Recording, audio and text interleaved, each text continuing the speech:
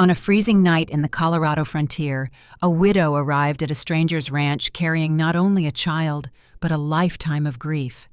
Clara Pendleton had lost her husband, her home, and her place in the world. But she refused to lose her dignity. In Silas Thorne's silent house, she found shelter. But beneath that roof waited a truth that could destroy them both.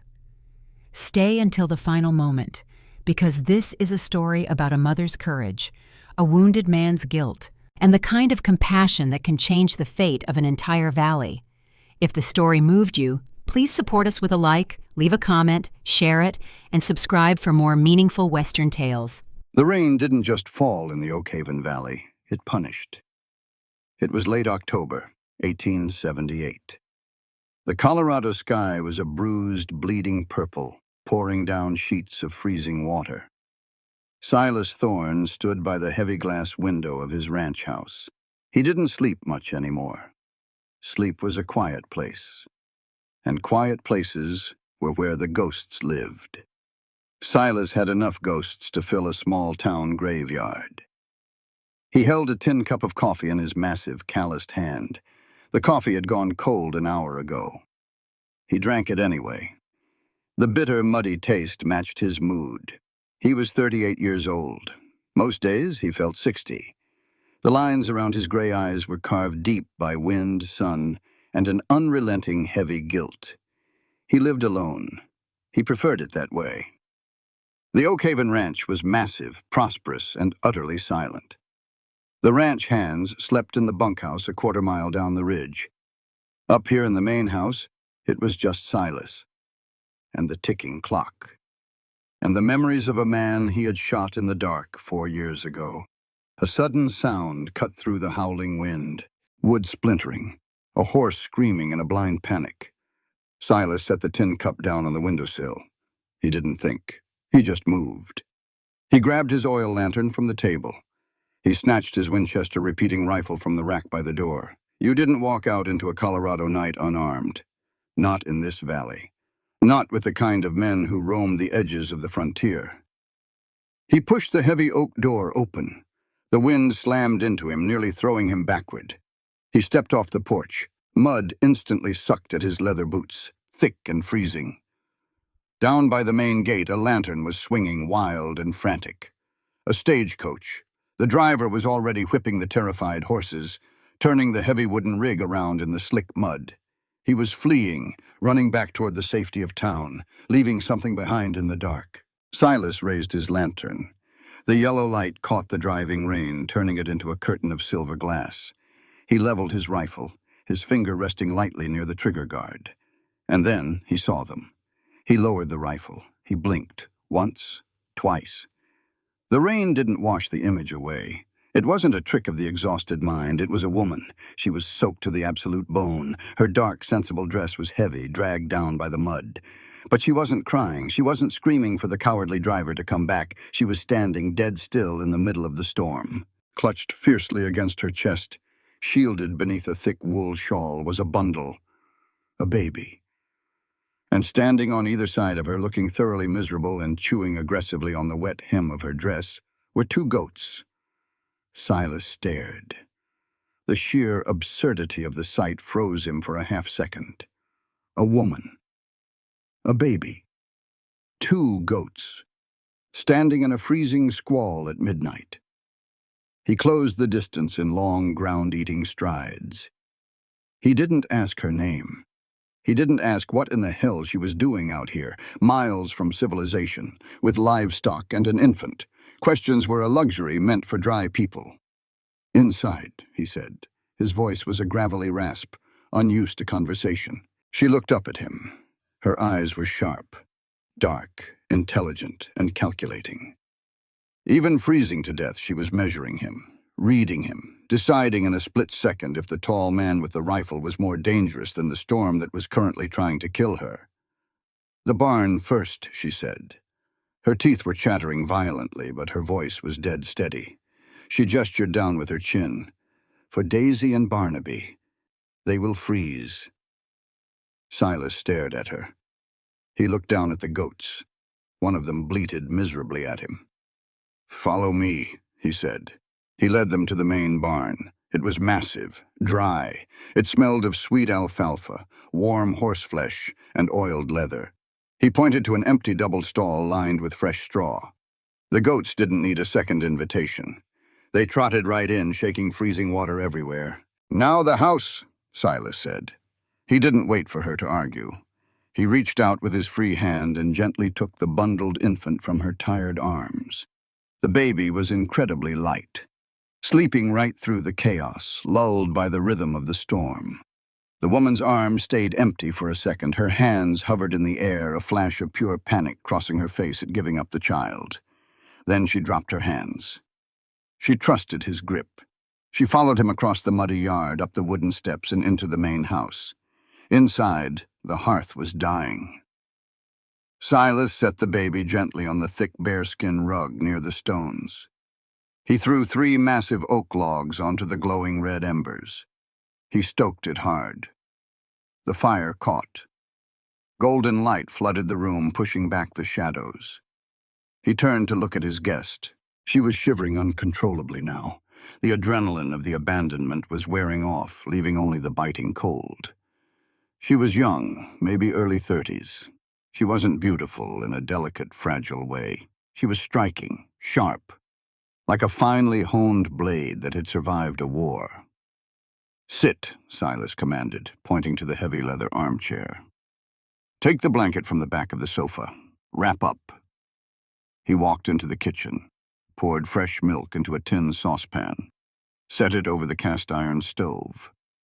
He moved with a quiet, deliberate efficiency, the rhythm of a man entirely used to taking care of himself.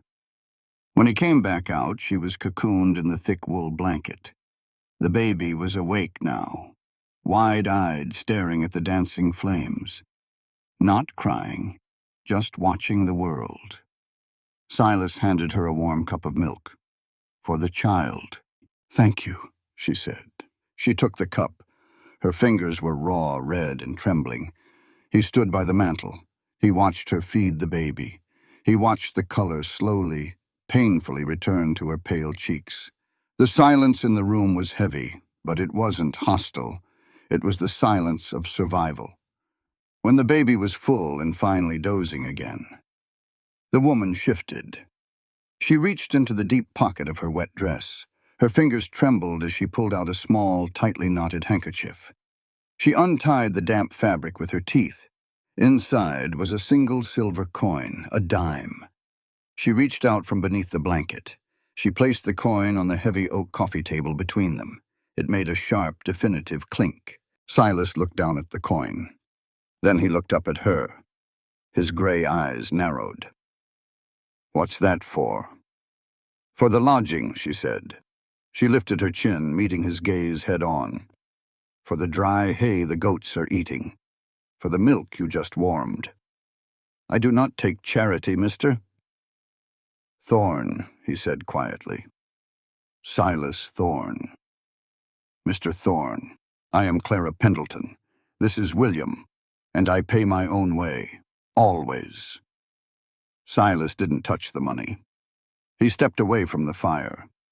He moved closer to the table, looking down at this soaked, freezing, fiercely proud woman who was trying to buy her right to exist in his living room with her very last dime. He felt a sudden deep ache in his chest, an ache he hadn't felt in 4 long, empty years. It was the ache of seeing someone fighting a battle they couldn't possibly win alone and refusing to surrender. He reached out. His large hand covered the tiny silver coin. Not to take it. He slid it slowly back across the table right to the edge nearest to her. He looked into her guarded, calculating eyes.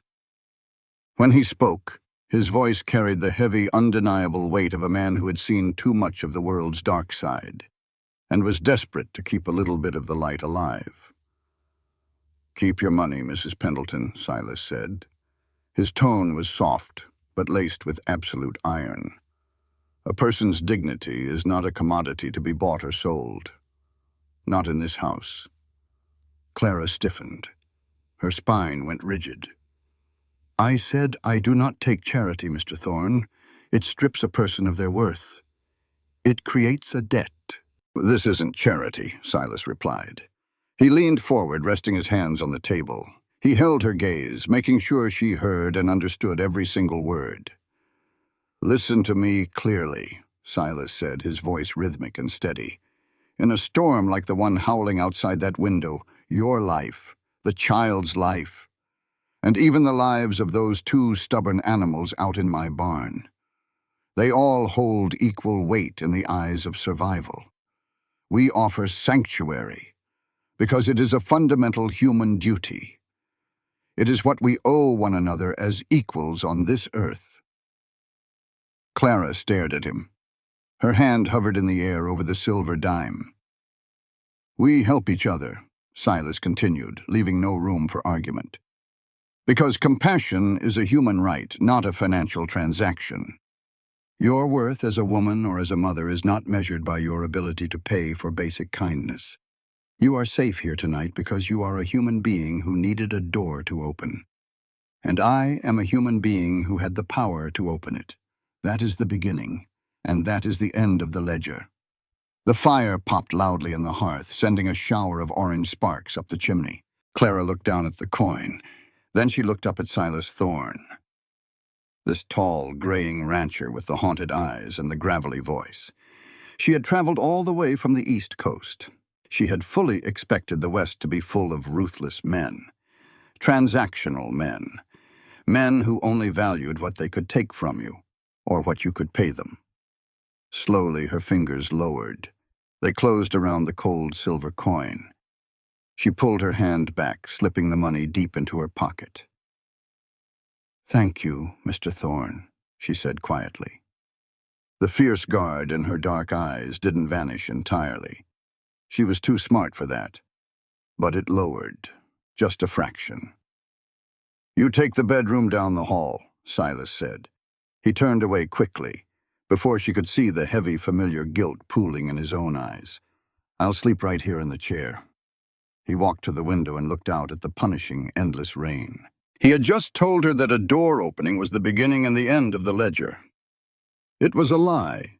Tomorrow the sun would rise over the Oakhaven Valley. Tomorrow she would tell him exactly why she had traveled all this way. She would tell him about her late husband. And Silas Thorne knew deep in his weary bones that the storm raging outside the glass was nothing compared to the storm this woman had just brought into his home. Morning broke over the Oakhaven Valley. It wasn't a gentle sunrise. The light was harsh, cold. It cut through the lingering storm clouds like a knife peeling a bruised apple. Silas Thorne woke with a kink in his neck. He was still in the heavy leather armchair. The fire had burned down to white ash. For a moment he thought the storm, the woman, and the goats had been a dream, a hallucination born of exhaustion. Then he smelled it. Coffee, real strong coffee, mixed with the sharp scent of wood smoke and frying bacon. He sat up. His joints popped. He rubbed a hand over his face, feeling the rough stubble on his jaw. He stood and walked toward the kitchen. Clara Pendleton was already at work. She wore the same dark dress, now brushed clean of dried mud. Her dark hair was pinned up tight against the base of her neck. No loose strands, no nonsense. She moved around his kitchen like she had mapped it out in her sleep. The baby, William, was awake. Clara had pulled out the bottom drawer of an old oak dresser, padded it with blankets, and made a makeshift crib. The boy was chewing on his fist, watching her work. "Morning," Silas said. His voice was a dry rasp. Clara turned. She held a wooden spoon. She didn't smile, but her eyes were alert, awake. "Good morning, Mr. Thorne. I hope I didn't overstep. Your pantry was open. I took the liberty of starting breakfast. The baby is fed, the goats are milked." Silas blinked.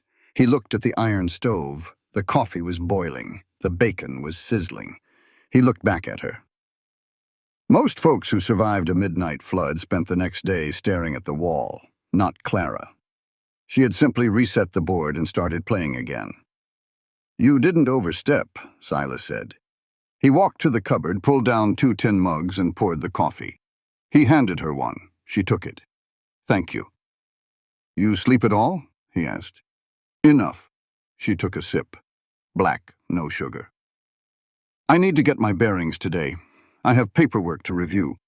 But first I need fresh water for washing. Where is your well? Out back, past the oak tree. But you don't need to. Past the oak tree, thank you. She set her mug down. She walked past him, grabbed two heavy wooden buckets sitting by the door, and stepped out onto the back porch. Silas watched her go. He shook his head. He took his coffee and followed her out, keeping his distance. The ranch yard was a sea of thick brown mud. The storm had wreaked havoc. Fences leaned. Tree branches littered the ground. By the main corral, a tall, broad-shouldered black man was currently repairing a broken gate hinge. This was Jeremiah Washington. Everyone called him Jem. He was the ranch foreman. He was also the finest horseman in Colorado, and the only man on earth Silas trusted without question. Jem looked up from the gate. He saw Clara walking through the mud. She was carrying the two heavy buckets. Her back was perfectly straight. She didn't tiptoe around the puddles. She walked right through them. Then one of the younger ranch hands, a kid named Caleb, came jogging out of the bunkhouse. He was still buttoning his suspenders. He saw Clara. He saw a woman alone carrying buckets. His cowboy instincts kicked in. "Whoa there, little lady," Caleb called out, jogging over to the well. "You shouldn't be out in this muck. Let me get that for you. Those are too heavy for a woman's hands." He reached out, trying to grab the iron handle of the bucket right out of Clara's grip. Caleb meant well. He had a good heart, but his face was painted with that soft, condescending pity folks reserve for stray dogs and widows. Clara stopped. She didn't let go of the bucket. Her grip tightened, her knuckles went white. She looked up at the young cowboy. Her face was perfectly calm, but her eyes were flint. Jem stopped hammering. He leaned on the fence, watching. Silas stood on the porch, his coffee mug halfway to his mouth. "I can carry the water, thank you," Clara said. Her voice was polite, very polite. It was the kind of polite that warned you not to push. Caleb chuckled, a nervous, patronizing sound. "Oh, come on now. A pretty thing like you shouldn't be doing heavy lifting. It ain't right. I'm just trying to be a gentleman and protect you from the hard work." Clara set the buckets down on the wooden planks covering the well. She didn't drop them. She placed them deliberately. She turned to fully face the young cowboy. She spoke loudly enough for Caleb to hear, loudly enough for Jem to hear, loudly enough for Silas to hear on the porch. "Young man," Clara said. Her voice was rhythmic, measured, like a teacher instructing a student who had missed the point entirely. "Look at me." Caleb blinked, taken aback. "Ma'am?" "Society conditions women to trade their independence for the comfort of protection," Clara said. The words hit the cold morning air like hammer strikes. "You are taught to pity a woman standing alone. You are taught to offer your hands because you assume mine are incapable. You offer to carry the weight because it makes you feel like a savior." Caleb stepped back. He looked completely lost. Clara didn't raise her voice. She didn't need to. The conviction in her tone was loud enough. "But true equality," Clara continued, staring right into Caleb's eyes, "begins with my fundamental right to carry the weight of my own existence. If you take my buckets today because I am a woman, you will assume you have the right to make my decisions tomorrow. I do not want to be saved. I do not want to be shielded from the work of living." She picked the heavy buckets back up. Her arms strained. She didn't flinch. "I require directions to the creek, gentlemen," Clara said. "Not a man to walk the path for me. Do we understand one another?" Caleb swallowed hard. He took his hat off. He nodded slowly. "Yes, ma'am. Right down the slope. Past the second fence." "Thank you." Clara turned. She carried the buckets toward the water. By the corral, Jem let out a low, rumbling whistle. He looked over at Silas on the porch. Jem grinned. It was a slow, appreciative smile. Silas didn't smile. He couldn't. His heart was beating a strange, heavy rhythm against his ribs. He had spent his whole life around tough men who solved problems with fists and lead. But he had never seen strength quite like that. It wasn't violent, it was absolute. It was Silas walked down the porch steps. He met Jem by the corral. "She came in the storm," Silas said quietly. "I figured," Jem said. He leaned his forearms on the top rail of the fence. "Where did you find her?" "A stagecoach dumped her at the gate, fled back to town. She's got a baby in a drawer in my kitchen, and 2 goats in the foaling stall." Jem arched an eyebrow. "Goats?" "Goats." "Well," Jem said, watching Clara disappear over the ridge, "she ain't running from a fight, I can tell you that much. What's she doing here, Silas?" "She said she has land," Silas murmured. "Said she's here to look at paperwork." An hour later, breakfast was cleared. The kitchen was spotless. Silas sat at the heavy dining table. Clara came out of the back room. She carried a thick, leather-bound ledger. It looked old, but meticulously kept. The spine was reinforced with fresh twine. She sat across from him. She opened the ledger. The pages were covered in neat, precise handwriting. Columns of numbers, dates, hand-drawn maps. "I owe you an explanation, Mr. Thorne," Clara said. "You don't owe me anything," Silas said. "I prefer clarity," she countered. "I came from Boston.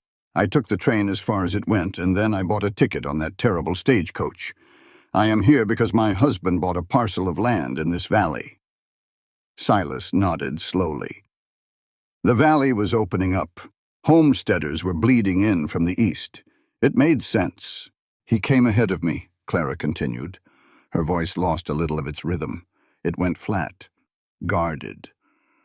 "To build the house, to prepare the soil. I stayed behind to teach, to save money. The plan was for me to follow him." She traced a finger over the ink on the page. 14 months ago, I received a letter from the local bank manager here, a Mr. Bartholomew Higgins. He informed me that my husband was dead. An accident." Silas felt a cold chill run down the back of his neck. 14 months ago. The timeline. It matched. It matched perfectly. "I'm sorry for your loss," Silas said. His voice sounded hollow in his own ears. "I am not here to mourn, Mr. Thorne. I mourned in Boston. I mourned until the school board fired me because a grieving widow wasn't suitable to teach children." She looked up. Her eyes were fierce. "I am here to claim his land, to build what he started. I have the deed. It borders your property line according to the county map." Silas's blood turned to ice. The neighboring property. The plot of land sitting empty right next to his. The plot of land he had been secretly paying the back taxes on for 4 years to keep the bank from foreclosing on it. The plot of land that belonged to the man he had shot in the dark. "Let me see the paperwork," Silas said. His voice was a whisper. Clara reached into the back of the ledger. She pulled out an oiled leather pouch. She untied the string. Silas braced himself. The room suddenly felt very small. Clara pulled the folded heavy parchment from the leather pouch. It was a standard federal homestead deed, stamped, sealed in wax. She slid it across the smooth oak table. Silas stared at it. It sat there like a loaded gun. He didn't want to touch it. He wanted to stand up. He wanted to walk out the front door, saddle his horse, and ride up into the mountains until the air was too thin to breathe. But Clara was watching him, waiting for him to confirm the property boundaries. He reached out. His fingers were numb. He pulled the document toward him. He flipped it open. His eyes bypassed the legal jargon. He bypassed the seal of the territory. He looked straight down to the line marked Grantee. Arthur Pendleton. The name hit Silas like a physical blow. A sledgehammer right to the chest. The air rushed out of his lungs. The ticking of the grandfather clock in the corner vanished, replaced by a high, piercing ring in his ears. The kitchen faded away. Suddenly, it wasn't a bright October morning. It was midnight. March 1874. It was pouring rain. He was standing on a muddy ridge. He was holding a smoking rifle, and a man was bleeding out in the dirt at his feet. A man who had looked up at Silas, gasped for air, and whispered a name. Clara. He had whispered Clara. Silas slowly lifted his eyes from the paper. He looked at the woman sitting across from him. She was Clara. She was the widow he had created. And the baby sleeping in the drawer across the room was an orphan, raised by a woman whose husband Silas had murdered. "Mr. Thorne?" Clara's voice broke through the ringing. She was leaning forward, her brows drawn together. "Are you all right? You look pale." Silas forced his lungs to work. He drew in a jagged breath. He carefully, deliberately folded the deed back up. His hands were shaking. He hid them beneath the table. "I'm fine," Silas lied. The words tasted like ash. "Just tired from the storm." He slid the deed back to her. "The boundaries look correct," Silas said. He couldn't look her in the eye.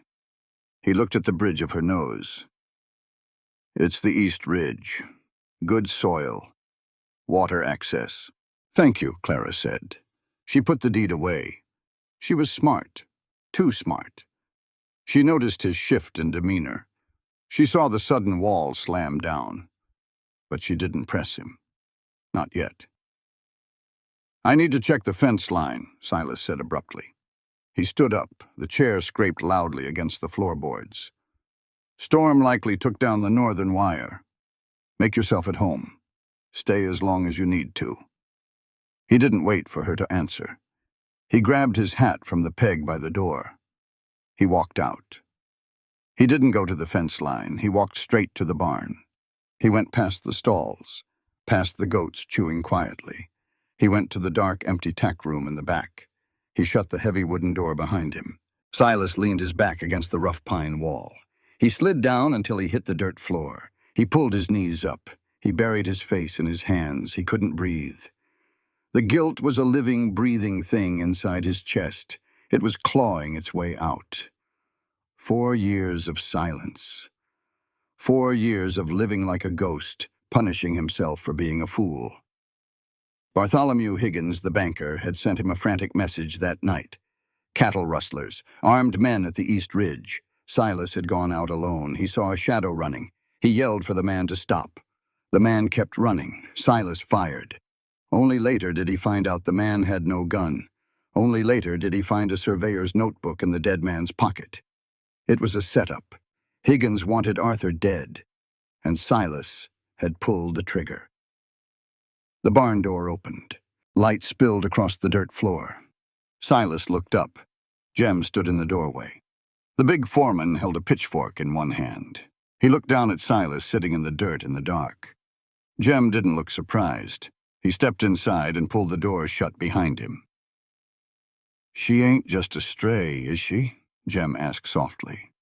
Silas dropped his hands. He rested his head back against the wall.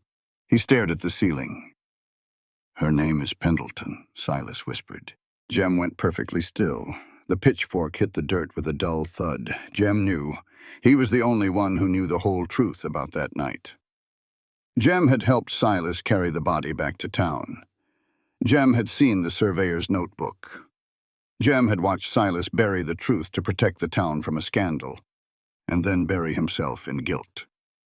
"Lord Almighty," Jem breathed. He took off his hat. He wiped a hand across his forehead. "She's Arthur's wife." "Yes." "Does she know?" "No," Silas said. His voice broke. "She thinks it was an accident. Higgins wrote to her, told her he fell from a horse." Silas looked at his hands.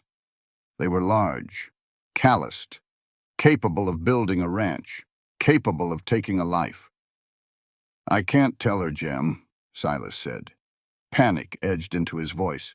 "If I tell her, she'll leave. She'll take that baby and march right out into the valley. Higgins is still out there. He still runs the bank. If he finds out Arthur's widow is here asking questions about that land, he'll kill her too. I have to keep my mouth shut. I have to lie to her to keep her safe." Jem didn't offer a comforting smile. He didn't offer sympathy. Jem walked over. He looked down at Silas. His dark eyes were filled with a fierce, uncompromising fire. "Stand up, Silas," Jem said. Silas didn't move. "I said stand up," Jem repeated. His voice wasn't a request. It was an order. Silas slowly pushed himself off the dirt floor. He stood towering over the saddles and bridles, but he felt incredibly small. Jem stepped right up to him. He didn't blink. He spoke with absolute clarity, making sure the words landed like heavy stones in Silas's mind. "Concealing the truth from that woman," Jem said, pointing a thick finger at Silas's chest, "even if your intent is to protect her from pain, is a violation of her human rights, Silas. Do you hear me?" Silas swallowed. "I'm trying to keep her alive." "You're trying to keep yourself comfortable," Jem shot back. The words were brutal. They needed to be. "You think hiding the truth is a shield. It's not. It's a cage. She has a fundamental right to the reality of her own life. She has a right to know how her husband died and who took him. It'll break her." "She ain't made of glass," Jem barked. "You saw her at the well. You heard what she said to Caleb. She doesn't want a savior. She wants the truth. Healing cannot take root in the soil of a comfortable lie, Silas. It requires the harsh light of the truth, even if it burns." Jem stepped back. He picked up his hat. "You owe her the truth," Jem said softly. "But you're right about one thing. Higgins is dangerous. If she starts digging at the bank, he'll notice. You need to keep her close until we figure out exactly what Higgins is plotting. But don't you dare convince yourself that lying to her is an act of nobility. It's an act of cowardice." Jem turned and walked out of the tack room. Silas stood alone in the dark. Jem was right. Jem was always right. Silas was a coward. He was terrified of the look that would cross Clara's face when she realized the man who took her in was the monster who ruined her life. But he couldn't let her go to the bank alone. He couldn't let Higgins put a target on her back. He needed a pretext, a reason for her to stay at Oakhaven. Silas walked out of the barn. He walked back to the house. The mud sucked at his boots, but he didn't care. He climbed the porch steps. He opened the door. Clara was sitting by the fire. The baby was asleep in her lap. She was reading a book. She looked up when he entered. Silas took his hat off. He walked over to his massive roll-top desk in the corner of the room. It was a disaster. Piles of receipts, unpaid bills, tax notices, scraps of paper with cattle counts scribbled in pencil. He turned to face her. "Mrs. Pendleton," Silas said. He fought to keep his voice steady, rhythmic, calm. "I have a problem." Clara closed her book. "What sort of problem?" Silas gestured to the desk. "I am a rancher. I am not a clerk. My ledgers are a nightmare. I haven't balanced my books in 3 years. Jem manages the men, but neither of us can make sense of the math. We're losing money because I can't track it." Clara looked at the messy desk. Her eyes narrowed slightly. "You said you were a teacher," Silas continued. "You brought a ledger with you. You kept it perfectly. I saw the columns. You know numbers." "I do," Clara said cautiously.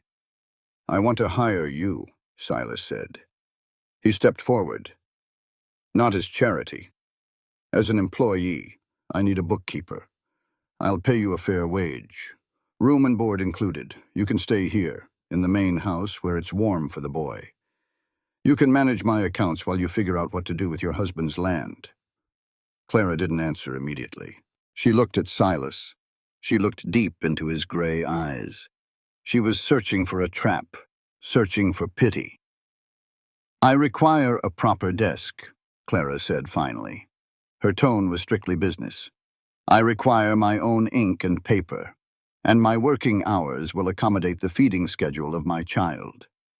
Silas felt a massive wave of relief crash over him. "Agreed," he said. "And," Clara added, her chin lifting slightly, "my wages will be equal to what you would pay a man in town to do the same job. My gender does not discount the value of my mathematics." "Agreed," Silas repeated. He would have paid her 10 times the going rate. He would have given her the deed to his own ranch if she asked for it. "Then I accept the position, Mr. Thorne." "Good." Silas nodded. He turned away quickly. He couldn't look at her anymore. The guilt was suffocating. He had her close. He could protect her from Higgins.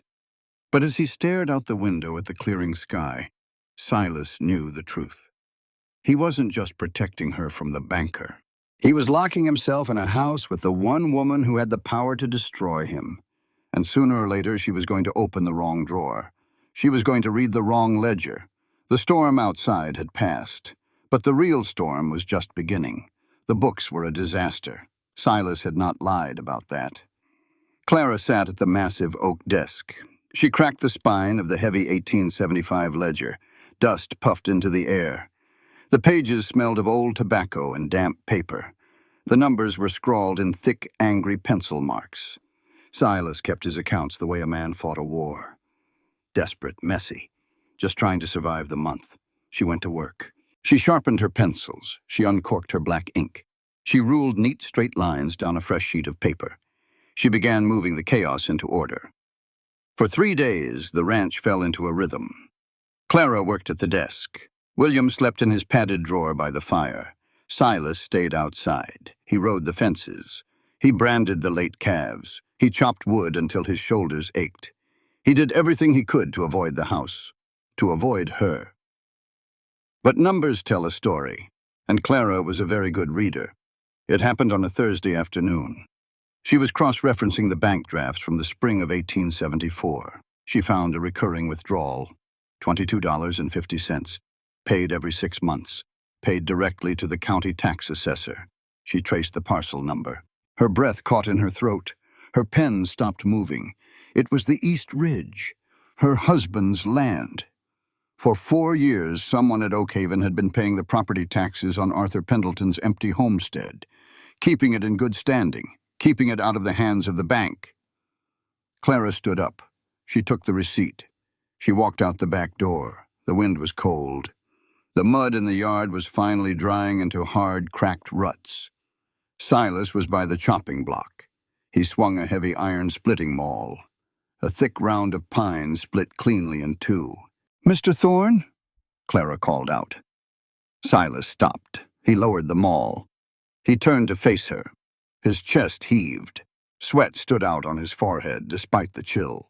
Clara walked up to the chopping block. She held out the piece of paper. The wind whipped the edges of the receipt. "I found a discrepancy in your 1874 ledger," Clara said. Her voice was flat, controlled. "And your 1875 ledger, all the way up to last month." Silas looked at the paper. He didn't take it. He knew exactly what it was. "You have been paying the taxes on my husband's land," Clara said. "For 4 years. Why?" Silas leaned on the handle of the maul.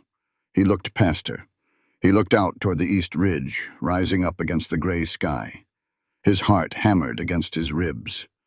The truth was right there, right on the tip of his tongue. "I pay it because I killed him. I pay it because it is the only penance I know." But the words wouldn't come. The cowardice held him by the throat. "The bank in town," Silas said slowly. "It's run by a man named Bartholomew Higgins. He's a vulture. He buys up empty homesteads for pennies when the taxes default. Then he controls the water rights." Clara watched his eyes. She was listening to the words, but she was reading the man. "I don't like Higgins," Silas continued.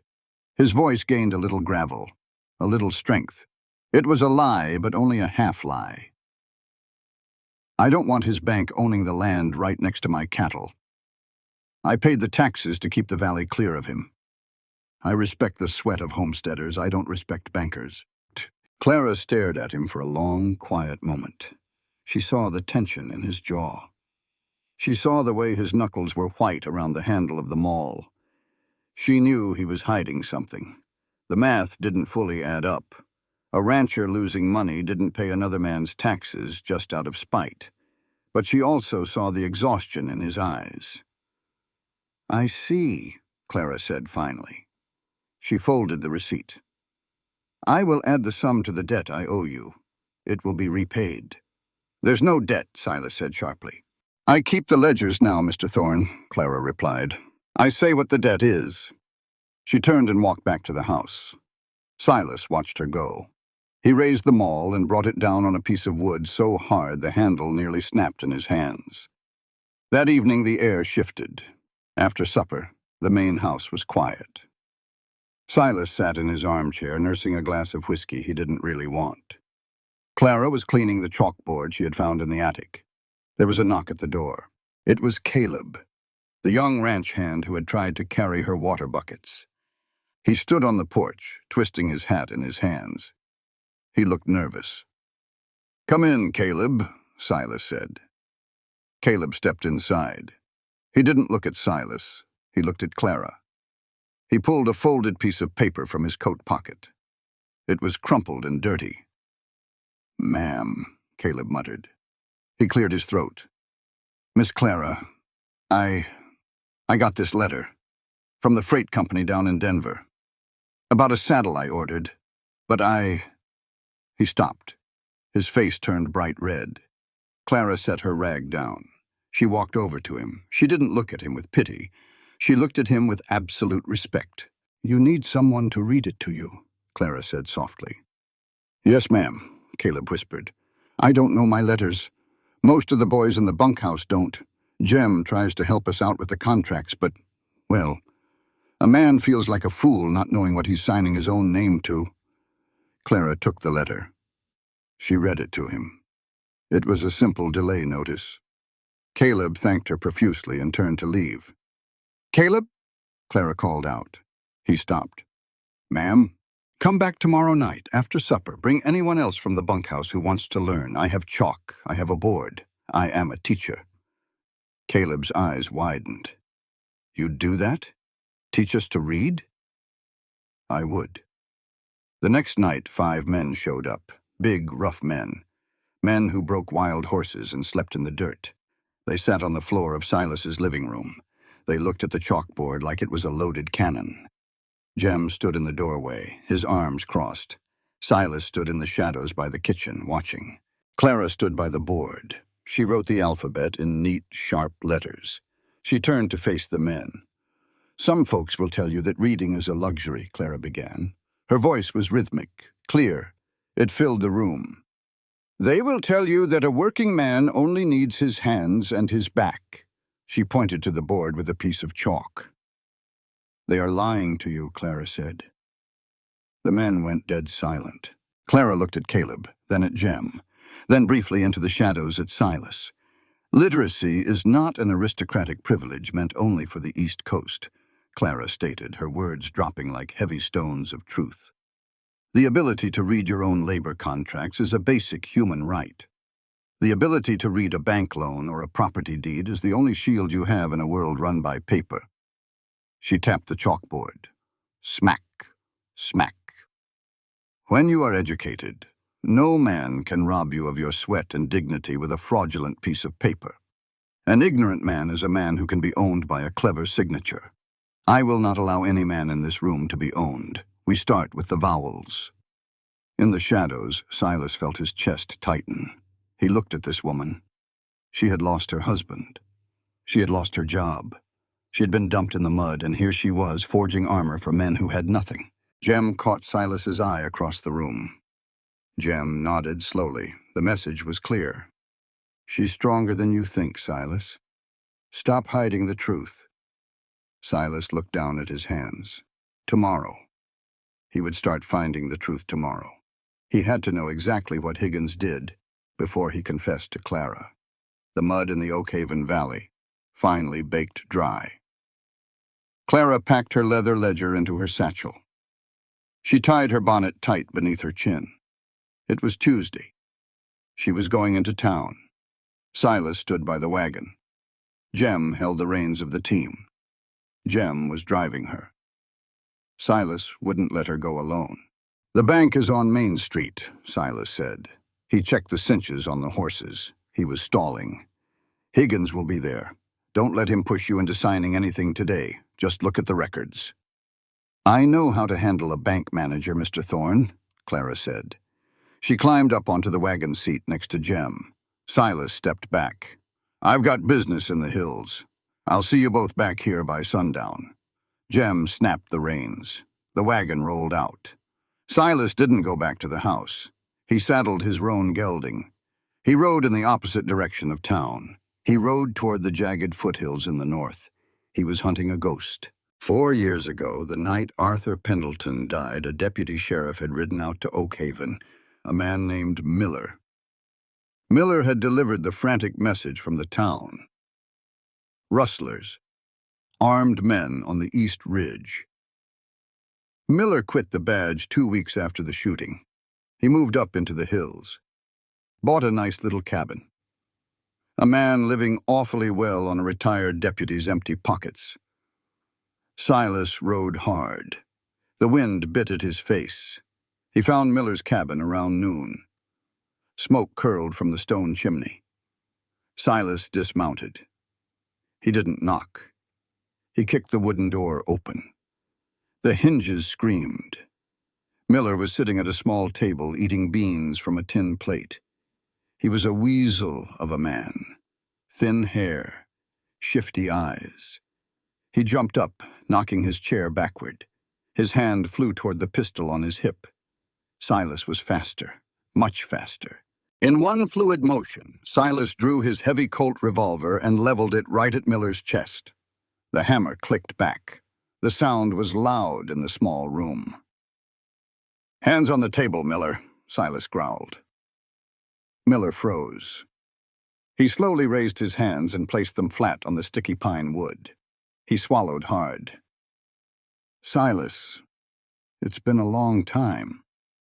"Not long enough," Silas said. He stepped fully into the room. He didn't lower the gun. "I want to talk about March of '74, the night you rode out to my ranch in the rain."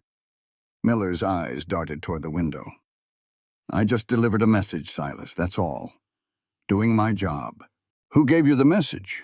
Silas asked. His voice was a low, dangerous rumble. "The sheriff." "Don't lie to me," Silas barked. He took a step closer. The barrel of the Colt was 3 feet from Miller's heart. "The sheriff was drunk in the saloon that night. Jem checked. So I'll ask you one more time. Who told you there were rustlers on the East Ridge?" Miller started to sweat. He looked at the gun. He looked at the cold, dead look in Silas's gray eyes. Miller knew Silas Thorne was a man who carried a heavy darkness. "Higgins," Miller whispered. His voice shook. It was Higgins. Silas felt the ground drop out from beneath him. He kept his grip on the gun steady, but his mind reeled. "Bartholomew Higgins," Silas repeated. "The banker. Why would a banker care about missing cattle?" "He didn't," Miller spat out, the words rushing out of him now in a panic. "There were no rustlers, Silas. There was no stolen cattle. Higgins paid me $50 to ride out to Oak Haven and tell you there was a gang on the ridge." "Why?" Silas demanded. "Because of the man up there, the homesteader, Pendleton." Miller wiped his mouth with a shaking hand. Pendleton was asking questions. Digging into the county deed records, Higgins was running a scam, forging loan documents, seizing land from poor folks who couldn't read the fine print. Pendleton found the paper trail. He had proof. Silas stopped breathing. "Higgins knew Pendleton was camping on the ridge that night," Miller said. "He knew you hated rustlers. He knew if he sent you out there in the dark, armed and looking for a fight, you'd handle the problem for him. He used you, Silas. You were the executioner." Silas lowered the gun. His hand felt numb. The metal of the revolver was freezing. He hadn't just made a tragic mistake in the dark. He had been a weapon, pointed and fired by a man sitting safely behind a mahogany desk. He had killed an innocent man who was trying to expose a thief. Silas holstered his gun. He turned his back on Miller. He walked out of the cabin. He ignored Miller's stammering apologies. He climbed onto his horse and turned back toward the valley. The guilt he carried hadn't vanished. It had mutated. It had turned into pure, cold fury. Meanwhile, miles away in town, Clara Pendleton walked into the First Bank of Colorado. The bank was opulent. Too opulent for a dirt road town. Brass fixtures, polished mahogany counters. Bartholomew Higgins sat behind a large glass window. He was a heavy-set man, expensive suit, a gold watch chain draped across his vest. He looked up, pasting a greasy, practiced smile on his face as Clara approached the counter. "May I help you, madam?" Higgins asked. "I am Clara Pendleton," she said. Her voice was crisp. "Arthur Pendleton's widow. I am here to process the deed to the East Ridge parcel." Higgins's smile faltered for a fraction of a second. It was a microscopic slip, but Clara saw it. "Ah, Mrs. Pendleton," Higgins said smoothly, recovering his poise. He stood up and walked around the counter. "My deepest condolences. A terrible tragedy. A riding accident in the dark, I believe the sheriff concluded. Such a shame." Clara didn't blink. "I need to review the lien records for the adjoining properties to ensure my water rights are unencumbered." Higgins waved a dismissive, plump hand. "Oh, there is no need for you to trouble your pretty head with all that paperwork. The bank handles everything. In fact, given your tragic circumstances, the bank would be willing to purchase the East Ridge from you, above market value, save you the grief of staying in this rough country." Clara looked at him. She looked right through the expensive suit. She recognized the condescension. She recognized the trap. "I am not selling," Clara said. "I want the public ledgers, now." Higgins' smile vanished completely. His eyes turned hard. "The ledgers are complex, Mrs. Pendleton. They require a legal understanding. The law in this territory can be quite unforgiving to those who don't comprehend it." It was a threat, wrapped in polite banking terms.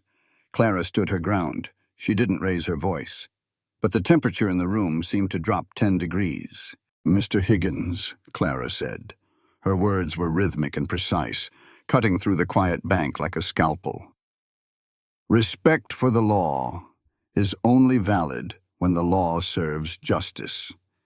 Higgins stiffened. "When you weaponize paperwork to confuse the vulnerable," Clara continued, stepping 1 inch closer to the counter, "when you use complex ledgers to steal land from people who cannot defend themselves, your law is simply legalized tyranny." Higgins turned red. "You are overstepping, madam." "The right to private property and honest labor is inviolable, Mr. Higgins," Clara stated clearly, making sure the teller behind the glass heard every word. "Regardless of how much money sits in your vault, I am an accountant. I will see the ledgers. And if I find a single forged date or fraudulent signature regarding my husband's land, I will bring a federal marshal to this town myself." Higgins stared at her. He realized in that moment that Arthur Pendleton hadn't been the real threat. The real threat had just walked through his front door. "Fetch the ledgers," Higgins snapped at the terrified teller. He looked back at Clara. "You will find nothing out of order, Mrs. Pendleton, I assure you." Clara took the heavy book. She sat down at a small table in the corner. She opened it. Within 10 minutes, she found it. Arthur's parcel, and the 3 parcels next to it. The dates of default had been altered. The ink was slightly different.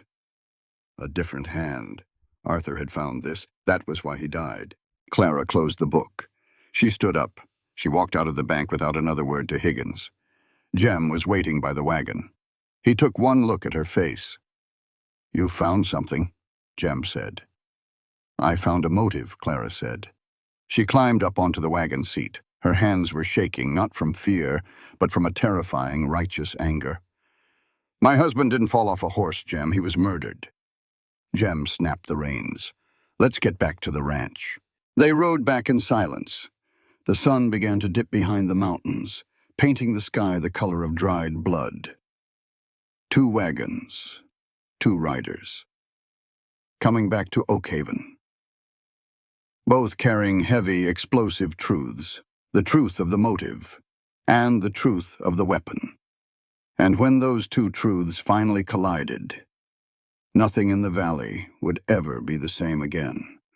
The storm outside had broken days ago, but the storm inside the house was just gathering. They returned to the ranch an hour apart. Silas rode in first. His horse was lathered in sweat. He was carrying the heavy, bitter truth of the banker's betrayal. Clara arrived in the wagon with Jem shortly after. She was carrying the ledgers in her mind. The forged dates, the motive for murder. They didn't speak of it, not yet. The timing was robbed from them. Because when Clara walked through the heavy oak door, the house was utterly silent. Too silent. She dropped her satchel. She walked quickly to the padded drawer by the hearth. William wasn't crying. He was too weak to cry. He lay perfectly still. His small chest moved in rapid, shallow jerks. His face was flushed bright red. Clara dropped to her knees. She pressed the back of her hand against his forehead. He was burning. It was a dry, terrifying heat. "Mr. Thorne!" Clara called out. Her voice cracked. The calm, calculated accountant vanished. The mother remained. "Silas!" Silas was in the kitchen. He heard the panic. He dropped his saddlebags on the floor. He crossed the room in 3 long strides. He knelt beside her. He felt the boy's cheek. "Fever," Silas said grimly. "A bad one. It happens fast out here in the cold. He needs water, cool water. I'll get it. You get his clothes off. Wrap him in a light sheet. Don't smother the heat. We have to draw it out." They moved. They didn't bump into each other. They worked with a strange, seamless rhythm. 2 people who understood the mechanics of survival. Silas brought a basin of cold pump water. Clara soaked a linen cloth. She pressed it to William's forehead. The baby whimpered. A small, pathetic sound. It tore at the quiet room. Night fell over the Oakhaven Valley. The temperature outside plummeted. Inside, the fire was kept low. Hour after hour, they sat on the floor. They took turns. Silas would dip the cloth. Clara would wipe the boy's neck and chest. When Clara's hands started to shake from exhaustion, Silas gently pushed her aside. He took over. His massive, calloused hands were surprisingly gentle against the infant's fragile skin. Midnight passed. The clock in the corner ticked, a heavy, rhythmic sound. Clara sat back against the base of the sofa. She pulled her knees to her chest. She looked at Silas. He was leaning over the drawer. His gray eyes were entirely focused on the child. The hardened, untouchable rancher was gone. "Why did you shut the world out, Silas?" Clara asked.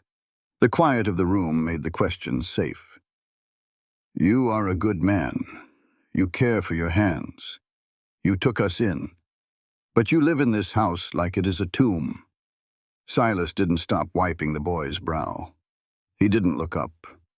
"4 years ago," Silas said softly. The words were heavy. "I made a mistake in the dark. A terrible mistake. It cost a man his life.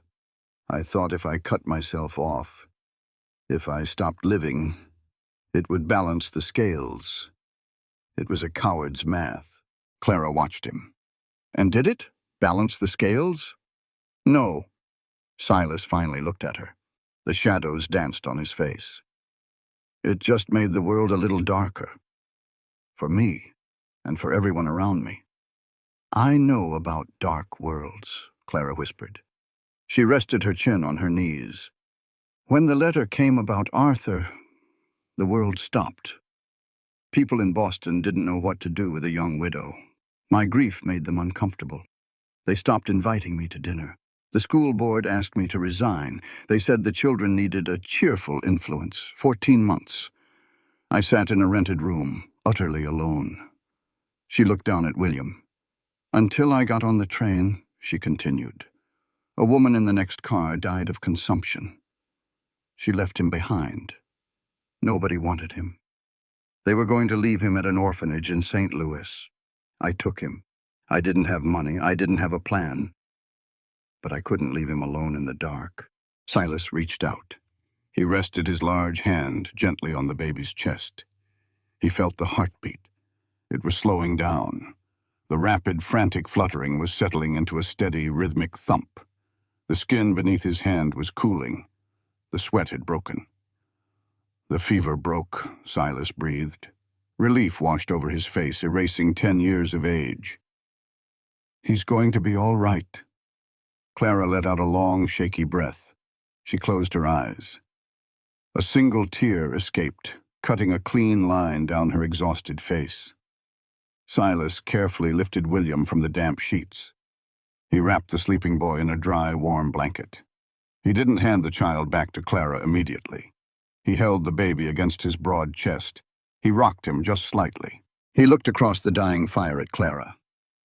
"People put too much stock in blood," Silas said. His voice was low, rhythmic. It carried the absolute certainty of a man who had stripped away all the lies of the world to find the one truth underneath. Clara opened her eyes. She listened. "They tell you family is the blood in your veins," Silas continued. "They tell you biology is the only thing that binds people together. They are wrong. Look at this boy. He doesn't carry your name. He doesn't share your blood. But you fought for his life tonight like a lioness." Silas shifted the sleeping child, looking down at the peaceful face. "Compassion between people is not bound by biology," Silas stated, his words clear and deliberate in the quiet room. "This child proves that a true family is forged by the conscious choice to stand together in the dark. It is the choice to shoulder one another's burdens when you don't have to. Chosen love, Clara, carries far more weight than biological obligation, because chosen love is an act of free will, and that is the strongest foundation a home can have." Clara looked at him, really looked at him. She saw a man who was deeply flawed, a man carrying a crushing weight. But she also saw a man who understood the fundamental truth of love. She reached out. She took the baby from his arms. Their hands brushed. It was a fleeting touch, but in the quiet hours of the morning it felt like an anchor dropping into solid ground. "Thank you, Silas," Clara whispered. "Get some sleep," he said. He stood up. His joints popped. "Tomorrow's going to be a long day." He walked to the window. The sun was just beginning to touch the jagged peaks of the mountains. A new day was breaking. Silas knew what he had to do. The fever had delayed it, but he couldn't wait any longer. Today, he would tell her. He would tell her about the banker. He would tell her about the night in the rain. He would hand her the truth, and he would let her decide his fate. But fate, as it always did in the West, had its own timing. 2 days passed. The baby recovered completely. His laughter echoed in the quiet ranch house, a sound that felt entirely alien against the thick log walls. Silas was out with Jem. They had ridden to the far pasture to check the winter feed. Silas planned to sit Clara down the moment he returned. He had rehearsed the words 100 times. He would lay his revolver on the table. He would tell the story. He would accept the consequences. Clara was inside. She was working. The 1874 ledgers were a mess. Silas had stuffed receipts into every available drawer of his massive roll-top desk. Clara was methodically emptying them, sorting them by month, searching for any more clues about Higgins. She opened the bottom right drawer. It stuck.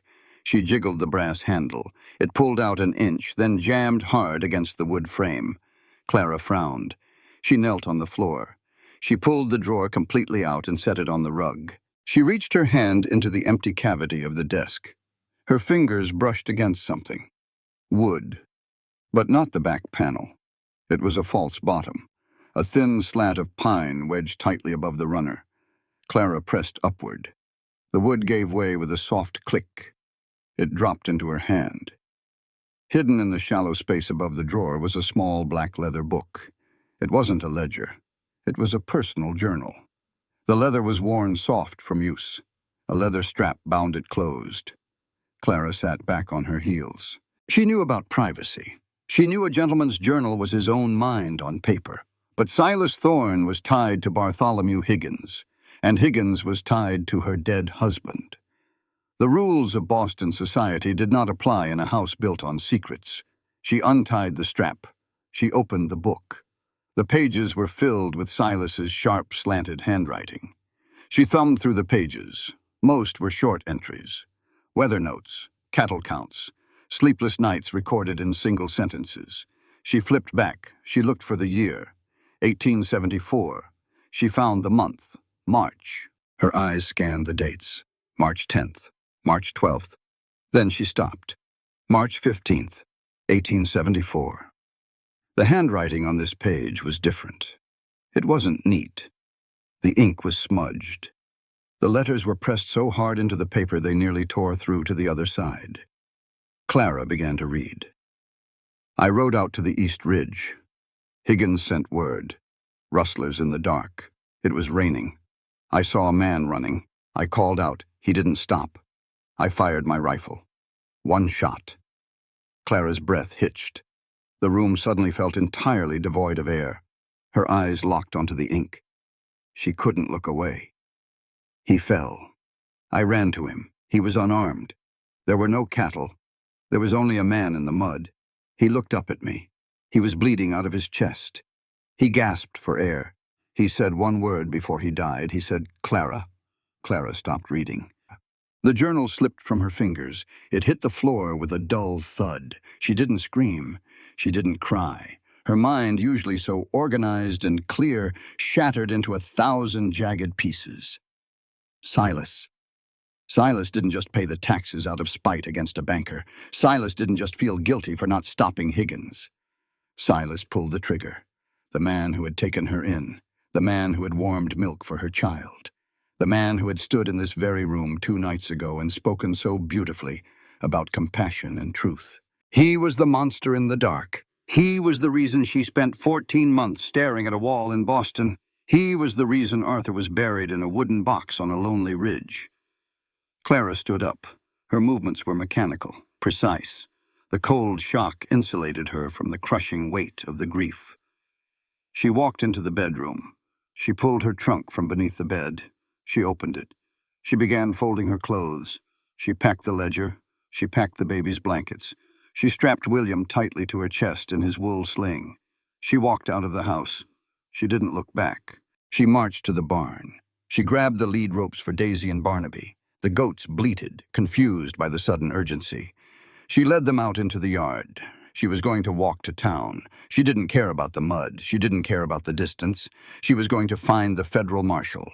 She was going to burn Oakhaven to the ground with the law. A cloud of dust rose on the horizon. 2 riders were coming down the ridge, Silas and Jem. Silas saw her from a half-mile away. He saw the trunk sitting on the porch. He saw the baby strapped to her chest. He saw the goats on the lead ropes. He dug his spurs into his horse. He galloped into the yard, pulling hard on the reins. The horse reared, kicking up dirt. Silas threw himself out of the saddle before the animal even stopped moving. He landed heavily. He took 2 steps toward her. Then he stopped. He saw her eyes. They were not the eyes of the woman who had shared the night watch over a sick baby. They were black, bottomless pits of absolute fury and devastating betrayal. She knew. Silas looked past her. Through the open door of the house, he saw the roll-top desk. He saw the bottom drawer sitting on the rug. "Clara," Silas said. His voice was a broken whisper. He held his hands up, palms out, in a gesture of total surrender. "Please." Clara stood in the dirt of the yard. She held the goat ropes in one hand. She supported the baby with the other. She stood incredibly tall. "Do not speak my name," Clara said. Her voice was ice. It cut through the afternoon wind. Jem rode into the yard. He saw the scene. He stopped his horse near the corral. He didn't dismount. He just bowed his head. He knew this moment was coming. "I was going to tell you," Silas pleaded, taking a half-step forward. "Today, I swear to God, Clara, I rode out to Miller's cabin. I found out the truth. Higgins set me up. He used me to kill Arthur because Arthur found the forged ledgers. I didn't know who he was in the dark." "You knew exactly who he was the morning you read my deed," Clara fired back. The words were sharp, rhythmic strikes. "You sat at that table. You looked me in the eye, and you lied." "I wanted to keep you safe," Silas yelled, his composure finally breaking. "If Higgins knew you were here, he would have killed you too." "Safety?" Clara stepped forward. She didn't back down from his yelling. She closed the distance. She looked up at him. "You do not get to dictate my safety," Clara stated. Her voice was unyielding. It demanded absolute attention. "You do not get to play the savior to the widow you created." Silas flinched as if she had struck him with a whip. "The bullet you fired was a tragedy, Silas," Clara said, her words echoing across the silent ranch yard. "But what you did to me in this house was a crime of a different nature." She pointed a finger directly at his chest. "By hoarding the evidence to protect your own conscience," Clara declared, speaking the hardest truth he had ever heard. You stripped me of my fundamental right to the truth. You condemned me to live in a fabricated reality. A comfortable lie is the ultimate theft of human autonomy. You stole my husband. But by keeping your secret, you tried to steal my mind. You tried to steal my right to judge the world as it actually is. Silas had no defense. Her words were absolute truth. He dropped his hands to his sides. He stood before her, utterly defeated. I was a coward, Silas whispered. Yes, you were. Clara turned her back on him. She tugged the lead ropes. The goats followed her. She began walking toward the long dirt road that led to town. Silas watched her walk away. The weight of the home he had tried to build came crashing down around him, burying him in the wreckage of his own lies. Clara walked. The road to town was a deep, rutted scar cut into the Colorado earth. The mud was thick. It sucked at the soles of her leather boots with every step. She didn't stop. She didn't look back. William was a heavy, warm weight against her chest. He slept, oblivious to the fact that his world had just fractured all over again. Daisy and Barnaby trotted behind her. The goats kept their heads down. They sensed the shift in the air. The sky above Oakhaven Valley was turning the color of bruised iron. A new storm was rolling in over the peaks. The wind picked up, carrying the sharp metallic smell of rain. Clara's mind was a storm of its own. He pulled the trigger. The thought echoed in her head with the rhythm of her boots hitting the dirt. The man who had given her his bed. The man who had stayed up all night to cool her child's fever. He was the man who had left her a widow. She felt sick. She felt a deep, hollow rage. But most of all, she felt a terrifying clarity. She knew exactly what she had to do. She would reach town. She would find the federal marshal. She would hand him the ledger, tell him about the journal, and watch Silas Thorne hang. Thunder cracked, a low rolling boom that shook the ground. Then the rain started. It wasn't a gentle drizzle. It was a sudden, violent downpour. The kind that blinded you. The kind that washed roads away in minutes. Clara pulled her wool shawl tighter over William's head. She kept walking. She was freezing. She was exhausted. But her anger was a furnace burning in her chest. It kept her moving forward. Behind her, the sound of hooves cut through the drumming rain. Not a gallop. A slow, steady trot. Clara stopped. She turned around. Through the curtain of gray rain, a rider was approaching. It was Silas. He wasn't rushing. He wasn't trying to cut her off or force her back. He rode slowly, his head bowed against the weather. He wore no slicker. He was letting the freezing rain soak right through his canvas coat. He stopped his horse 10 yards from her. He didn't dismount immediately. He just looked at her. "I am not going back to that house," Clara yelled over the storm. Her voice was raw. "If you try to stop me, Silas, I swear to God I will fight you right here in the mud." Silas swung his leg over the saddle. He stepped down into the muck. He raised his hands slowly, showing her his empty palms. "I am not here to stop you, Clara," Silas said. His voice carried across the distance, heavy and broken. "I don't have the right to stop you from doing anything. Not ever again." He took 3 steps forward. He stopped. He kept a respectful distance. "But you can't walk to town in this," Silas continued. "It's 5 miles. The creek is already swelling. It will flash flood before you cross the halfway mark. You'll drown. The boy will freeze." "I will take my chances with the water," Clara shot back. "It is safer than staying with a murderer." Silas flinched. The word hit its mark. "Jem has an old line shack," Silas said. He pointed toward a ridge to the west, away from the ranch house. "It's a half mile from here. It's got a stove, dry wood. You go there. You get out of the storm. I won't go inside. I'll ride back to the main house. Tomorrow, when the water goes down, Jem will drive you to the marshal in town. I won't run. I'll be waiting on the porch for the law." Clara stared at him through the rain. She calculated the odds. William shifted against her chest, letting out a cold, miserable whimper. The goats were shivering violently. Silas was right about the creek. "Lead the way," Clara commanded. They walked in silence. Silas led his horse on foot. He walked ahead of her, breaking the wind. The line shack was small, just a single room built of rough-hewn pine logs. But the roof was tight. Silas opened the door. He stepped aside, letting Clara, the baby, and the goats pass inside. He stayed out in the rain. Clara set the goats in the corner. She unwrapped William. She found a stack of dry kindling and a box of matches. Within minutes, she had a small fire going in the cast-iron stove. The shack began to warm. She turned around. Silas was still standing in the doorway. The rain was running down his face. He looked like a man standing on the gallows waiting for the lever to be pulled. "Come in," Clara said coldly. "Shut the door. I'm not going to let you catch pneumonia just to make myself feel better." Silas stepped inside. He closed the heavy door. The howling wind was instantly muffled.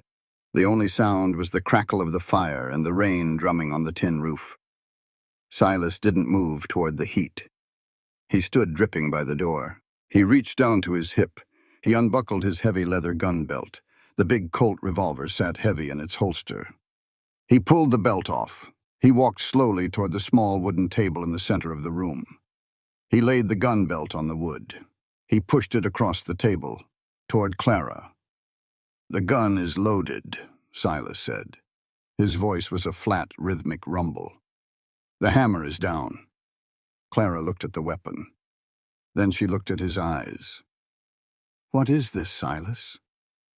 Silas took a step back. He sank down. His knees hit the wooden floorboards with a heavy thud. He knelt before her, a proud, dangerous man, completely surrendering. "I came out here to tell you the rest," Silas said. He looked up at her, not hiding from her furious gaze. "Because you deserve to know exactly who you are bringing the marshal to arrest, and who else needs to hang." Clara didn't touch the gun. She folded her arms. "I am listening." "I pulled the trigger," Silas began, his voice steady despite the agony in it. "I own that. It was my finger, my rifle. But I did not go out to the East Ridge that night looking for a homesteader. I went out there because Bartholomew Higgins sent a deputy to my door. He told me there were armed rustlers stealing cattle." Clara's eyes narrowed. The pieces in her mind suddenly shifted. The forged ledgers, the bank. "Higgins knew Arthur was camping on that ridge," Silas said. "And Higgins knew Arthur had found the forged loan documents. Arthur had the proof to send the banker to federal prison. Higgins used my hatred of rustlers against me. He pointed me like a loaded gun into the dark. And I was arrogant enough and blind enough to fire without checking my target." The silence in the shack grew heavy. "I realized it when I found the surveyor's notebook in his pocket," Silas whispered. "I saw I had been played, but I was the one holding the smoking gun. So I buried the report. I buried the truth. I punished myself because I didn't have the courage to face what I had let Higgins turn me into." Silas looked down at his empty hands. "I am a coward, Clara. You were right." He looked back up. His gray eyes were entirely stripped of their guard. "But I will not be a coward today," Silas stated clearly. He pointed a finger at the revolver on the table. "You have the right to justice. If you want to pick up that gun and end it right now, I will not stop you. I will not raise a hand to defend myself. It is your right." Clara stared at him. She looked at the heavy Colt revolver. She thought of Arthur. She thought of the 14 months of agonizing loneliness. She could pick the gun up. She could pull the trigger. It would be easy. But Clara Pendleton was not a woman who took the easy road. She was a woman who dealt in facts, in ledgers, in root causes. "Do you think an apology makes this right?" Clara asked softly, stepping closer to the table. "Do you think kneeling on the floor absolves you of the lie?" Silas didn't flinch. He looked her dead in the eye. "No," Silas said firmly. His voice carried the rhythm of absolute conviction. "I don't. Accountability is not an empty apology, Clara. It is not just saying you are sorry and hoping the pain goes away." He gestured to the gun and to himself. "True accountability," Silas continued, speaking the words so clearly they seemed to ring in the small cabin, "is the act of dragging your own cowardice into the light. It is handing the power of judgment entirely back to the victim. It is standing naked before your sins and letting the person you broke decide your fate. I am not asking for your forgiveness, Clara. I do not deserve it. I am returning the autonomy that I stole from you. You decide what happens next. Clara stood over him. She saw the truth in his face. He wasn't manipulating her. He wasn't playing the victim. He was a man who had finally stopped running from his own shadow. She reached out. Her hand hovered over the cold steel of the revolver. Silas closed his eyes. He waited for the cold press of the barrel.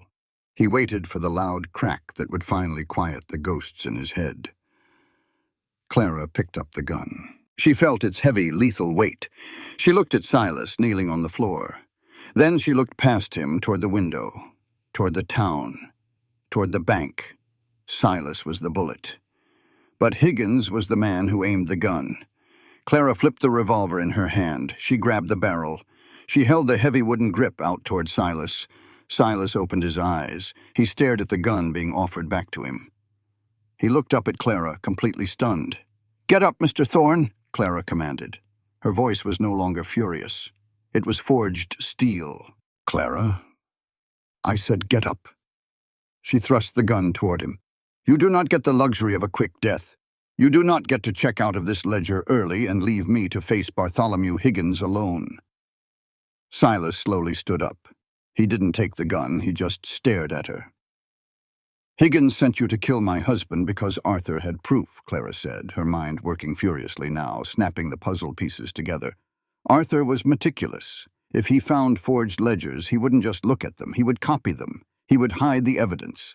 Higgins must not have found it, or Higgins wouldn't be trying so hard to buy the land from me now." Silas's eyes widened as the realization hit him. "The proof is still out there. It is on the East Ridge," Clara said. "In the cabin Arthur was building. I know it. I know my husband." She shoved the gun against Silas's chest. He instinctively grabbed it. "You want to face accountability, Silas?" Clara asked, her dark eyes flashing with a terrifying, brilliant fire. "Then strap your gun back on. You are going to ride to the East Ridge with me. We are going to find my husband's evidence. And then you are going to stand beside me while I tear Bartholomew Higgins's empire to the ground." Silas looked at the gun in his hand. He looked at the fierce, unyielding woman standing before him. For the first time in 4 years, the crushing weight on his chest lifted just a fraction. He wasn't forgiven. He knew that. But he had been given a purpose, a chance to aim the gun in the right direction. He buckled the heavy belt around his waist. "Yes, ma'am," Silas said. The storm raged outside. But inside the small line shack, a different kind of fire had just been lit. The rain broke just before dawn. The morning air was razor-sharp and freezing. The mud in the valley was thick, but navigable. Silas and Clara didn't wait for the sun to fully rise. They left William and the goats at the line shack with Jem, who had ridden out at first light to check on them. Jem took one look at Silas wearing his gun belt and one look at Clara's determined face. He didn't ask questions. He just nodded and pulled his own rifle from its scabbard. "I'm coming with you," Jem said. "Stay with the boy," Silas ordered. "The boy is asleep," Jem countered, loading a shell into the chamber. "If Higgins figures out what you're doing, he won't send a deputy this time. He'll send hired guns. You need someone watching your back, Silas, and you know it." Clara looked at the big foreman. "Let him come. We need the rifles." They rode hard toward the East Ridge. The landscape grew wilder. The rolling pastures of Oakhaven gave way to steep, rocky inclines and dense stands of pine. The East Ridge overlooked the entire valley. It was a beautiful, lonely place. Arthur's cabin sat near the crest of the hill. It was unfinished. The walls were up, built of sturdy, notched logs. The roof was mostly framed, but missing its shingles. The windows were empty square holes staring blankly out at the mountains. It looked exactly like what it was. A dream interrupted by a bullet. Clara dismounted before the wagon even fully stopped. She walked toward the cabin. Silas and Jem tied the horses and followed closely, rifles in hand. Their eyes scanned the tree line. Clara stepped up onto the rough wooden porch. She walked through the open doorway. The floorboards were laid down. A large stone hearth had been built against the far wall, ready for a fire that was never lit. There was a crude wooden workbench in the corner. She stood in the center of the room. The silence was heavy. This was the house she was supposed to live in. This was the floor she was supposed to rock William on. Silas watched her from the doorway. He felt sick to his stomach. "Where do we look?" Silas asked softly. Clara closed her eyes. She put herself in Arthur's mind. "He was methodical," Clara murmured. "He wouldn't bury it in the dirt where the damp could rot the paper. He wouldn't leave it in the rafters where birds could ruin it. It has to be protected, accessible, but hidden." She opened her eyes. She looked at the stone hearth. She walked over to it. The hearthstone was a massive, flat slab of slate. Clara knelt down. She ran her hands along the edges where the stone met the pine floorboards. She stopped. She tapped the floorboard directly in front of the hearthstone. It sounded slightly hollow. "Here," Clara said. Silas stepped forward. He handed his rifle to Jem. He pulled a heavy hunting knife from his belt. He wedged the thick steel blade into the seam between the floorboards. He pried upward. The nails groaned. The wood splintered slightly. With a sharp crack, the board popped loose. Silas pulled the plank away. Beneath the floor, resting in the dry, dark space between the joists, was a square tin box. Clara reached down. Her hands were shaking. She pulled the box out. It was sealed with candle wax around the edges to keep the moisture out. She broke the wax seal. She opened the lid. Inside was a stack of papers. Clara pulled them out. She flipped through them quickly. Her eyes scanned the numbers, the signatures. "It's all here," Clara breathed, looking up at Silas. Copies of the original deeds, letters from the homesteaders, a handwritten ledger detailing exactly how Higgins altered the loan dates to force defaults. Arthur mapped out the entire fraud. Silas let out a long breath. "It's enough to hang him. It's enough to put him in a federal penitentiary for the rest of his miserable life," Clara corrected. She placed the papers back in the tin box and closed the lid tight. She clutched it to her chest. "Well," a voice rang out from the front yard. "Isn't this a touching little reunion?" Silas spun around. He dropped his knife and snatched his rifle from Jem. Out in the muddy yard, sitting atop a large bay horse, was Bartholomew Higgins. The banker wasn't wearing his fine suit today. He wore a heavy wool duster, and he wasn't alone. Spread out behind him in a semicircle were 6 men, rough men, hired guns from out of town. They all had their rifles drawn, resting casually across their saddle horns. Higgins smiled. It was an ugly, confident expression. "I had a feeling you'd eventually come poking around up here, Silas," Higgins called out. "When Miller came to my bank yesterday, crying about how you put a gun to his chest, I knew the game was up. I knew you'd bring the widow up here to finish her husband's snooping." Silas stepped out onto the porch. Jem stepped out right beside him. 2 men facing 7. The odds were terrible. "It's over, Higgins!" Silas shouted back. His voice was thunder. "We have the papers. The fraud is proven. If you ride away now, you might make the state line before the marshal catches you." Higgins threw his head back and laughed. "Ride away? I own this valley, Thorne," Higgins spat. "I own the dirt you're standing on. Hand over the tin box. And maybe I'll let you and your foreman ride away. As for the widow, well, she had a tragic accident exploring a half-built cabin. Such a shame." The 6 hired guns cocked their rifles in unison. The metallic clatter echoed sharply against the trees. Silas raised his Winchester to his shoulder. He leveled the sights directly at the center of Higgins's chest. Jem raised his rifle, aiming at the man on Higgins's right. "You're not taking the box," Silas said quietly. Dead quiet. "You're outgunned, Silas," Higgins sneered. "Don't die for a woman who hates you. You know I can buy the sheriff. I can buy the judge. The law is whatever I say it is." A sudden movement caught Silas's eye. Clara stepped out of the cabin. She didn't cower behind the doorframe. She didn't hide behind Silas's broad back. She walked right out into the open space between Silas and Jem. In her hands, she held Arthur's old repeating rifle. She had found it in the corner of the cabin. She jacked the lever down and slammed it back up, chambering a round. The sound was loud and decisive. She brought the stock to her shoulder. She aimed right at Higgins' face. The hired guns shifted uneasily. Shooting a rancher was one thing. Gunning down a woman standing her ground was another. Higgins's smile vanished. "Mrs. Pendleton, put that down. You don't understand how the world works." "I understand perfectly how your world works, Mr. Higgins," Clara shouted. Her voice was incredibly powerful. It didn't shake. It didn't waver. It commanded the entire ridge. She stared down the barrel of her rifle at the corrupt banker. "You think power is defined by the paper you forge and the thugs you hire," Clara called out. "You think you can dictate the law because you have the most money in your vault."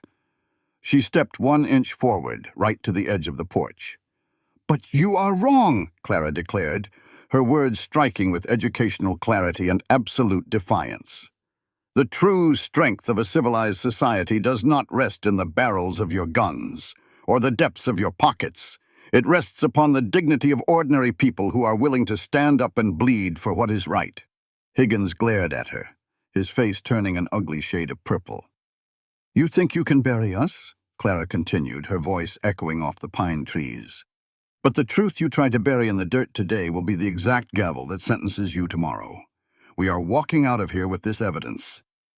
And if you try to stop us, I promise you, I will be the one who puts you in the ground right next to my husband." Silence fell over the yard. The only sound was the wind rushing through the pines. The hired guns looked at Clara. They looked at Silas, whose eyes promised absolute murder. They looked at Jem, who stood like a stone wall. One of the hired men slowly lowered his rifle. "I ain't getting paid enough to shoot a woman with a Winchester," the man muttered. He pulled his horse's reins and turned away. "Hold your ground," Higgins screamed at the man. "I pay you." Another man lowered his gun. "He's right, boss. A shootout with a widow? The federal marshal will hang us all. I'm out." The line broke. The hired guns, realizing the narrative had shifted from an easy payday to a federal hanging, began to turn their horses. They didn't want any part of a woman who wasn't afraid to die for the truth. Higgins sat alone on his horse. His face was pale. His empire was crumbling in front of his eyes. Silas kept his sights locked on the banker's chest. "Drop your gun, Higgins," Silas commanded softly, "or I swear to God I will save the judge the trouble." Higgins looked at the 3 rifles pointed at him. His hand shook. He slowly reached down, pulled his revolver from its holster, and dropped it into the mud. "Get off the horse," Jem ordered. Higgins climbed down clumsily. He stood in the muck, a pathetic, defeated man. Clara slowly lowered her rifle. She looked at Silas.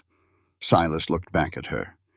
The air between them was still fractured, still broken. But as they stood together on the porch of the cabin Arthur built, holding the evidence that would finally bring him justice, something profound shifted in the cold morning light. They had survived the ambush. Now they just had to figure out how to survive the aftermath. 2 months. That was how long it took for the dust to finally settle in the Oak Haven Valley. Bartholomew Higgins was gone. The federal marshals had come down from Denver. They didn't care about his expensive suits. They didn't care about his gold pocket watch. They cared about the tin box full of forged ledgers. Higgins was sitting in a cold cell waiting for a federal judge who could not be bought. The East Ridge was safe. The valley was quiet. Silas Thorne sat on the edge of his bed. The morning sun crept through the window, casting long golden shadows across the wide plank floor. The house was peaceful. Down the hall he could hear Clara humming, a soft rhythmic tune. She was rocking William. It was a beautiful sound. It was a sound Silas knew he didn't deserve. He stood up. His joints ached, not from the hard labor of ranching, but from a bone-deep exhaustion. He walked over to the corner of the room. He picked up his worn leather saddlebags. He threw them on the bed. He started packing. 3 flannel shirts, a box of rifle shells. his shaving kit, a spare pair of heavy canvas trousers. He packed light. A man running from ghosts didn't need much baggage. He buckled the leather straps. He threw the bags over his broad shoulder. He walked out of the bedroom and stepped out the back door. He avoided the kitchen. He avoided Clara. The mud of the ranch yard had dried into hard, cracked dirt. The autumn air was crisp, biting. Winter was coming to Colorado. Silas walked into the main barn. It smelled of sweet hay and oiled leather. Jem was there. The big foreman was brushing down a stubborn roan mare. Jem stopped brushing. He looked at Silas. He looked at the saddlebag slung over Silas's shoulder. Jem didn't look surprised, he just looked deeply disappointed. "Saddling up?" Jem asked quietly. "I am," Silas said. He walked over to his horse's stall. He pulled his heavy saddle from the wooden rack. "I'm riding west. Montana territory, maybe. Somewhere far." "You're a damn fool, Silas Thorne," Jem said. He leaned against the stall door, crossing his massive arms. "I'm a ghost, Jem," Silas replied. He threw the heavy saddle onto the horse's back. He pulled the cinch tight. "My debt is paid. Higgins is locked up. Her land is safe. The law has it all in writing, but my job is done." "Your job is just starting," Jem countered. "No." Silas shook his head. He didn't look at his friend. "Every time she looks at me, Jem, she has to remember. She has to see the man who pulled the trigger in the dark. She has to look at the man who made her a widow. That isn't right. It isn't fair. I am leaving the deed to Oakhaven in the top drawer of the desk. The ranch is hers. You help her run it." "Running away ain't fixing a damn thing," Jem said. His voice was a low rumble. "It's just hiding." "Staying is torture," Silas whispered. "For both of us. It's time to go." Silas grabbed the reins. He led his horse out of the barn.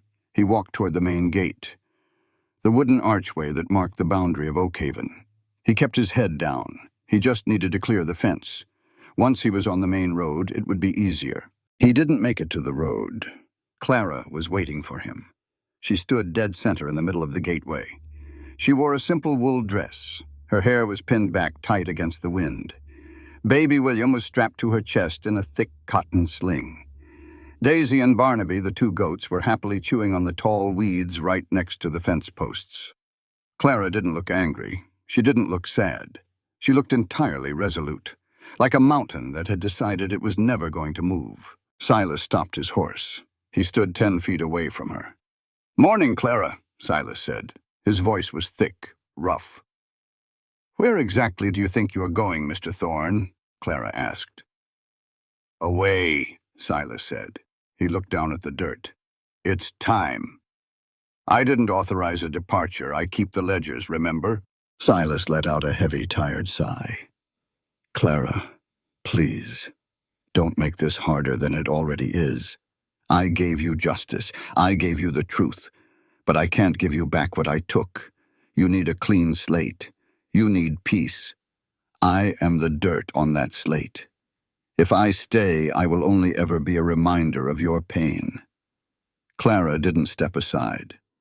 She stepped forward. She walked right up to him. She reached out and grabbed the leather reins of his horse. She held them tight. "Look at me, Silas," Clara commanded. Silas slowly raised his head. He looked into her dark, intelligent eyes. "You think leaving is an act of nobility," Clara said. Her voice was rhythmic, clear. It rang out in the crisp autumn air. "You think you are sacrificing yourself to give me a better life. You are wrong. You are just finding a new way to be a coward." Silas flinched.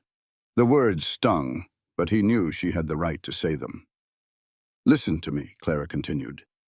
She didn't yell. She spoke with the absolute authority of a teacher delivering the most important lesson of a lifetime. "I need you to understand this. Healing does not mean erasing the scars. It does not mean pretending the damage never occurred." She pointed a finger at his chest. "You cannot run away to make my world clean," Clara stated explicitly, ensuring every word landed with educational weight. "True healing is looking directly at the wreckage. It is accepting the terrible tragedy that happened, And then it is choosing to use the very hands that caused the pain to build something good. If you leave, you teach this child that guilt is stronger than redemption. I refuse to let you teach him that lesson. Silas swallowed hard. His throat was entirely dry. I don't know how to stay, Clara. I don't know how to look you in the eye every day and not hate myself. You learn, Clara said firmly. Because accountability is not just confessing your sins and walking away. True accountability means staying to do the work. It means planting seeds in the dirt you churned up. She took a deep breath. Her eyes softened, just a fraction, but the steel in her spine remained. People believe that love is finding someone perfect, Clara said, her voice dropping to a fierce, intimate rhythm. They believe it is easy. It is not. The highest form of love is conscious, deliberate forgiveness. It is an active, waking choice, made every single day. Forgiveness is a tool, Silas. We use it to break the cycle of suffering. She reached out with her free hand. She rested it flat against his chest, right over his hammering heart. I am choosing to forgive you, Clara said clearly. I am choosing you to stay, not out of obligation, not out of pity, but because I believe in the man standing in front of me today. True strength is building a foundation on the truth, no matter how ugly that truth used to be. I am merging the East Ridge with Oakhaven. The paperwork is filed. We are not two divided properties anymore. And we are not going to be two divided people. Silas stared at her. The heavy, suffocating weight he had carried for 4 years, the guilt, the shame, the crushing isolation, suddenly fractured. It didn't disappear entirely. The scar would always be there. But the infection was gone. He looked at the woman holding his horse's reins. He looked at the child sleeping peacefully against her chest. He looked at the goats, chewing on the boundary line that no longer existed. He realized in that quiet moment that Clara Pendleton was the bravest person he had ever met. She wasn't just surviving the West. She was conquering it, not with a gun, but with an unbreakable, terrifying grace. Silas let go of the saddle horn. He reached up. He wrapped his large, calloused hand over Clara's small, ink-stained hand. He held it against his chest. I don't deserve you, Silas whispered. No, Clara agreed, a tiny, genuine smile finally breaking across her face. You don't, but you are going to spend the rest of your life trying to earn it. Yes, ma'am, Silas said. He turned. He grabbed the heavy leather saddlebags off the back of the horse. He let them drop into the dirt with a dull, heavy thud. He didn't need them anymore. He wasn't running. Silas took the reins from Clara's hand. He didn't lead the horse toward the road. He turned the animal around. He led it back toward the barn. Clara walked right beside him, their shoulders brushed. Equal partners, equal steps. They walked back through the muddy yard, back toward the wide wooden porch, back toward the warm fire burning in the hearth. Daisy and Barnaby trotted happily behind them, occasionally stopping to nibble on Silas's coat. The storm was truly over. The past was buried, the truth was out. And the future, built on the hard, solid rock of conscious forgiveness, was finally ready to begin. This work is a creation of the author's imagination, designed to entertain and provoke thought. Any resemblance to real persons, places, or events is purely accidental. The author assumes no responsibility for interpretations that connect fictional elements to real-world entities. In the end, this story is not only about a lonely rancher, a grieving widow, a helpless child, or a dangerous secret buried in the mud of the western frontier. It is a story about truth, dignity, compassion, and the heavy price of silence.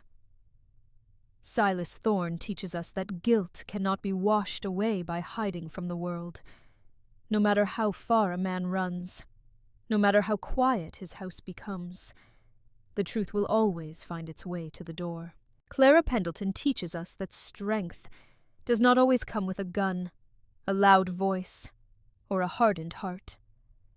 Sometimes strength is a woman standing in the rain with a baby in her arms, refusing to surrender her dignity, refusing to be pitied, and refusing to let powerful men decide the value of her life. Through William, we are reminded that family is not always written in blood. True family is created by love, sacrifice, and the choice to protect someone when the world has turned its back on them. And through the people of Oakhaven, we see that kindness is never a small thing. A warm fire, an open door, a fair wage, a lesson in reading, a hand offered without judgment. These simple acts can become the beginning of healing. The greatest lesson this story gives us is that compassion must never be treated as charity, and truth must never be hidden in the name of protection. To love someone truly is to respect their right to know, to choose, to grieve, to forgive, or to walk away. Justice is not born from revenge alone, but from courage. The courage to face the harm we have done, the courage to expose those who prey on the weak, and the courage to build something better from the ruins. In a world as harsh as the Old West, where storms could destroy a home and greed could steal a man's land, the most powerful force was still the human heart. This story reminds us that even broken people can choose to do right. Even after betrayal, there can be accountability. Even after loss, there can be purpose. And even in the darkest valley, one act of mercy can light the way forward. Thank you for listening, and may this tale stay with you as a reminder that dignity, truth, and compassion are worth defending, no matter how hard the storm may fall.